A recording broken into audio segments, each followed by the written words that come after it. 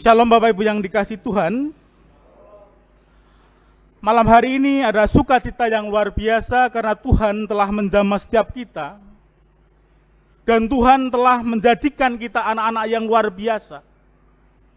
Sehingga kalau tadi dikatakan dalam pujian bahwa sehelai rambut pun tidak akan terjatuh tanpa seizin Tuhan.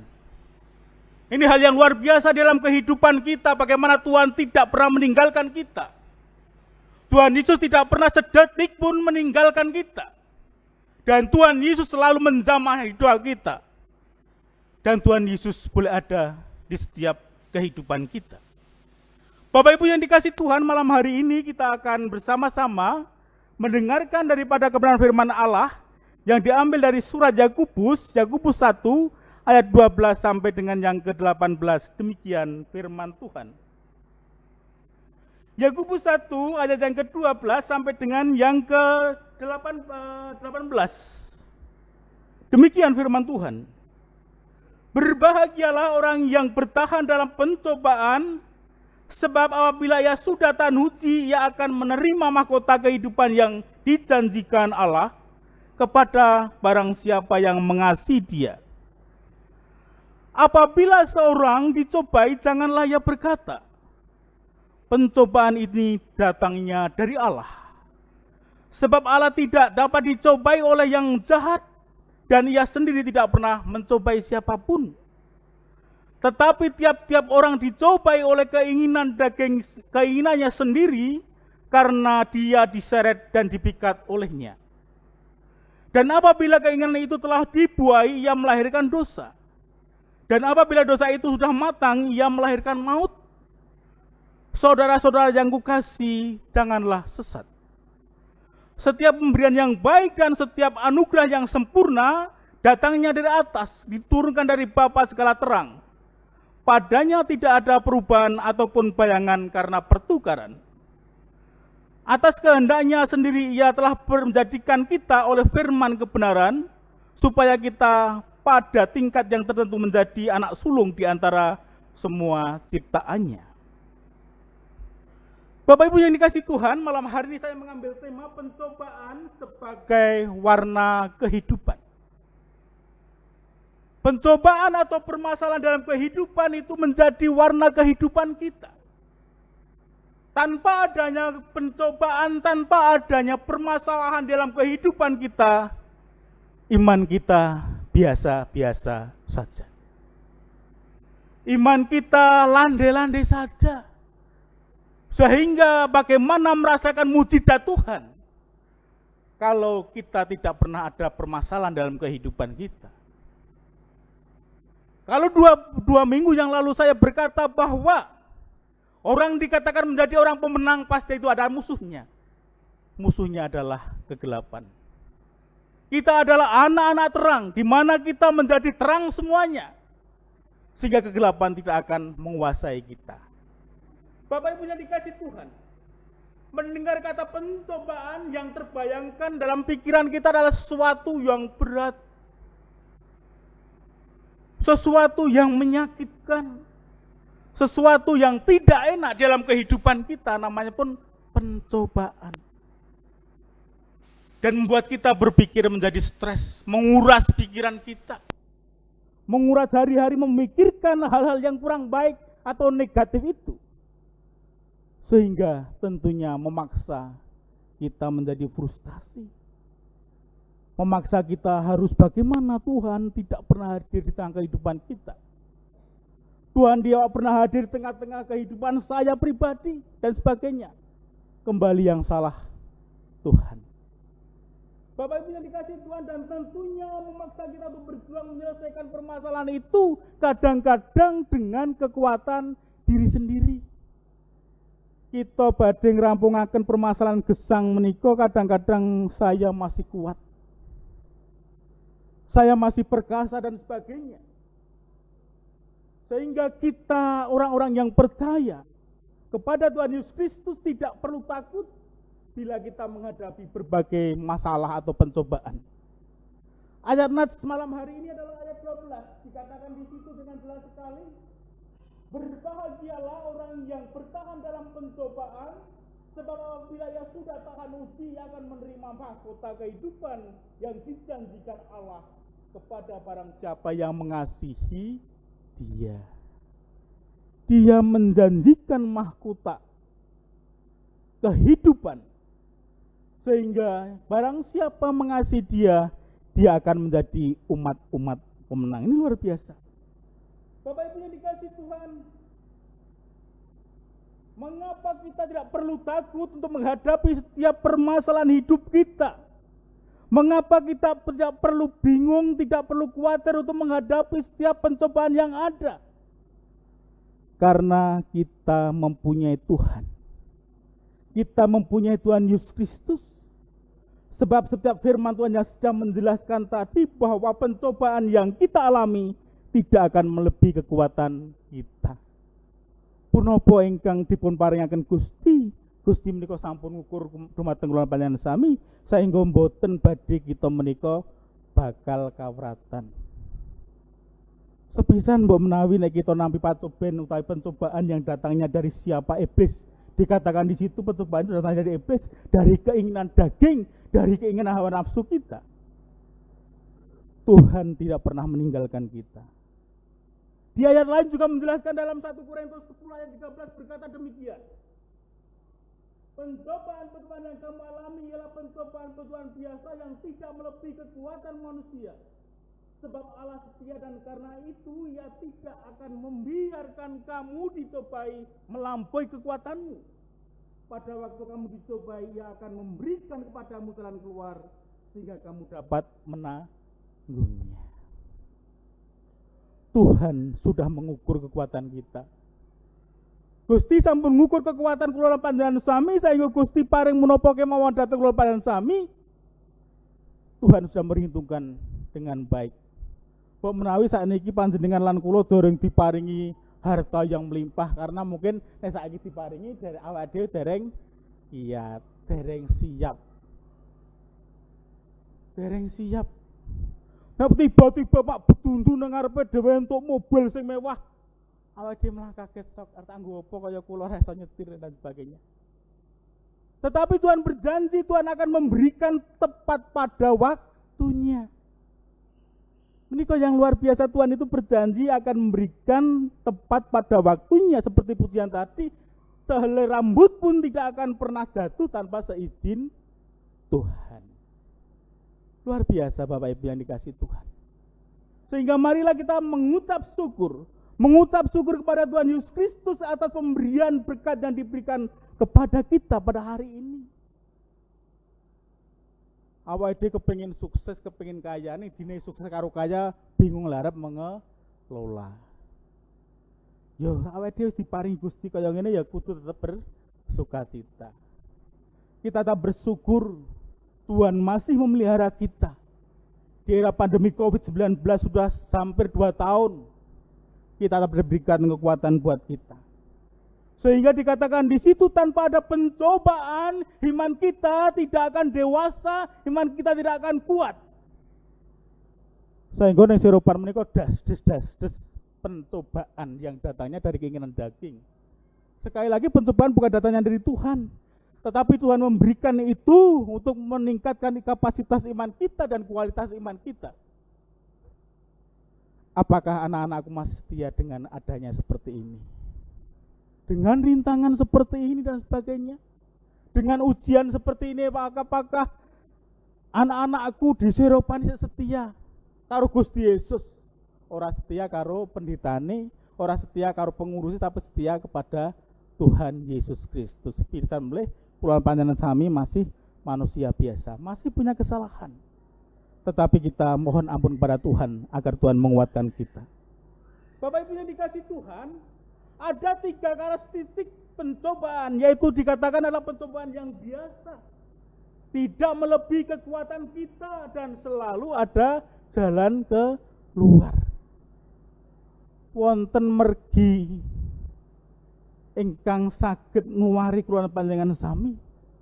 Gusti menjanjikan itu, Tuhan Yesus menjanjikan itu apabila yang penting adalah kita berkata apabila seorang dicobai janganlah ia berkata pencobaan yang datang dari Allah, Sebab Allah tidak dapat dicobai oleh yang jahat, dan ia sendiri tidak mencobai siapapun. Dan apabila keinginan itu telah dibuai dan ia melahirkan dosa, dan apabila dosa itu sudah matang, ia akan melahirkan maut. Hanya keinginan daging kita yang sering menggoda. Bapak Ibu katanya nasingkang diputrani Gusti. Lewat surat Yakobus menasihati kita supaya kita tetap berbahagia sekalipun kita dalam pencobaan itu. Pertanyaane wonten ing ati kula panjenengan sami. Dos pundi nika saged kita lampahi? Mau mendapatkan masalah kok tetap butuh bahagia. Kuncinya ternyata hanya bahagia. Mari, semua ini adalah pemberian Tuhan. Kita syukuri. Tetapi umumnya adalah orang yang akan berbahagia itu bila kita mendapatkan berkah dan hidupnya baik-baik saja, tidak ada permasalahan dalam hidup kita, itu baru dinyatakan iso ngrasake bahagia. Ananging mekaten kula matur wawuh ngajeng bilih kita akan landai-landai saja ikut Tuhan tanpa ada permasalahan. Tidak akan kuat iman kita. Iso omong iman kita luar biasa diberkati Tuhan. Karena tidak ada permasalahan dalam hidup kita dan sebagainya. Tetapi dinyatakan di situ ada permasalahan timbul, iman kita kemana? Tuhan selalu menyalahkan Tuhan. Tuhan kok Tuhan tidak hadir? Kok Tuhan tidak pernah datang di dunia? Seakan-akan saya sendiri, saya diombang-ambingkan dengan permasalahan tanpa Tuhan ada. Apakah ini terjadi pada kita? Bukan murid Yesus juga seperti itu. Waktu ada angin dan menggoyang perahu, muridnya juga mengatakan hal tersebut. Tuhan tidur, dia dibangunkan seakan-akan tidak punya Tuhan, tanda kutip. Tetapi yang terjadi adalah bagaimana kita bisa bersama-sama merasakan bahagia, sehingga pencobaan itu sebagai warna kehidupan kita dalam rumah tangga, dalam bergereja, dalam bermasyarakat itu, sehingga kita lebih dewasa. Bapak Ibu yang dikasih Tuhan, ayat yang tadi jelas sekali, hanya dibatasi, jangan dibaca hanya sepenggal ayat tadi, ayat yang 12. Berbahagialah orang yang bertahan dalam pencobaan, sebab apabila ia sudah tahan uji, ia akan menerima mahkota kehidupan yang dijanjikan Allah kepada barang siapa yang mengasihi Dia. Kita disuruh mengasihi Tuhan. Artinya kita harus mengandalkan Tuhan dalam kehidupan kita. Ini sebagai ujian. Kalau ada lagu, ujilah aku Tuhan, cobalah aku Tuhan. Mas Eko saya kelingan dulu nyanyi lagu kuwi wedi. Aku nyanyi lagu wedi Mas. Lah ngopo? Lah kata-katane kok ujilah aku Tuhan, cobalah aku Tuhan, selidiki batinku dan hatimu, mataku tertuju padamu. Nek senenge nyanyi Hosana, bahagia sekali. Nyanyi Hosana, memuliakan nama Tuhan yang luar biasa. Karena ujian hidup kita adalah bisa meningkatkan kualitas iman kita kepada Tuhan Yesus Kristus.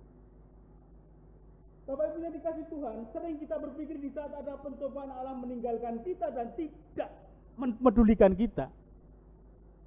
Kadang-kadang mekaten, nanti Gusti Allah kuwi. Jare Gusti Allah mau kuwasa, jare Gusti Allah yang punya semuanya kok hidupku kayak gini dan sebagainya. Kados mekaten kadang wonten ing pagesangan oleh panjenengan sami. Tetapi bagaimana kalau kita mengingat kasih Tuhan yang luar biasa dalam kehidupan kita?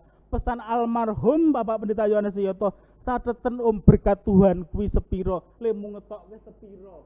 Uripmu ki men terus nanti pikir itu. Tidak. Tuhan merawat kita. Tuhan memelihara kita. Dan hidup kita diberkati, ini luar biasa. Nah ingat itu, ya betul. Nah dicateti pendapatane dhewe sesasi sepiro, le ngetokke sepiro, iso ngene dan sebagainya. Berkat Tuhan selalu ada. Dan Tuhan tidak pernah sedetik pun meninggalkan kehidupan kita.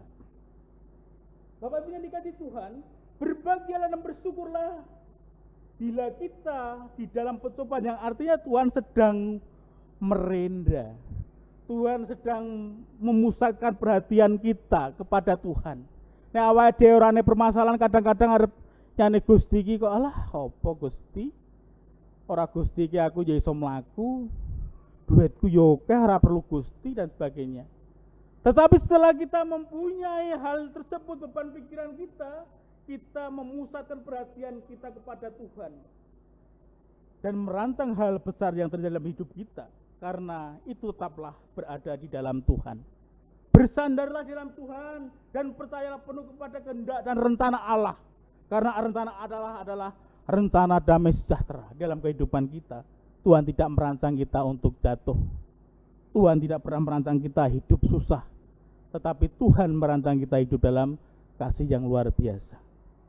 Melalui pencobaan Tuhan sedang membersihkan, tanda kutip Tuhan sedang membersihkan kita seperti ranting-ranting supaya dapat berbuah lebih lebat lagi. Nek bahasane tiang sepuh rumiyin, kowe iki agi didangir. Uremu saiki agi didangir, dibabati karo Gusti. Pang-pang sing ora bakal ngewoke dipangkas dan sebagainya, sehingga nanti akan tumbuh yang baru yang itu akan menghasilkan buah. Nek saiki awake dhewe nembe kados mekaten, monggo awake dhewe Gusti agi mbabati awake dhewe. Tuhan baru membersihkan kita seperti rantai-rantai supaya dapat berbuah lebih lebat lagi. Seperti firman Tuhan dalam Yohanes 15 ayat 2 berkata demikian. Setiap ranting padaku yang tidak berbuah dipotongnya, dan setiap ranting yang berbuah dibersihkannya supaya ia lebih banyak berbuah. Siap-siap nek awake dhewe tau nampa babab ingkang boten sekeca. Siap-siap awake dhewe ngunduh woing yang bagus. Kita siap-siap baru dibabati Gusti, baru diresiki Gusti, yang nanti akan dirabuk dan janji Tuhan akan menjadikan kita mendapatkan buah yang semakin lebat.